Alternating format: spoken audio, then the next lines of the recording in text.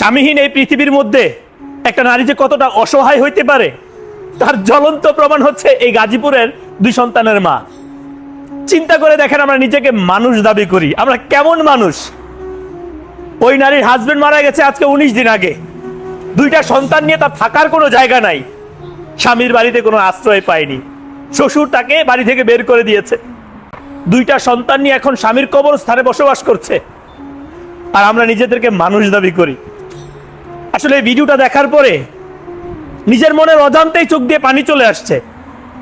আমি এই ভাইটা মারা গেছেন তার বাবার কাছে এতটুকু প্রশ্ন রাখতে চাই, আজকে এই মেয়ের জায়গায় যদি আপনার মেয়ে হতো, আপনি কি কখনো পারতেন তাকে বাড়ি ছাড়া করতে? কখনো কি নিজের চোখে দেখতে পারতেন আপনার নিজের মেয়েকে এভাবে কবরস্থানে বসবাস করতে? আরে 2টা ছোট ছোট শিশু, তাদের জন্য কি আপনার একটু মায়া লাগে না? আজকে মরলে কালকে 2 দিনই। সামান্য কিছু সম্পত্তির জেরে এত কিছু করতে পারলেন আপনারা?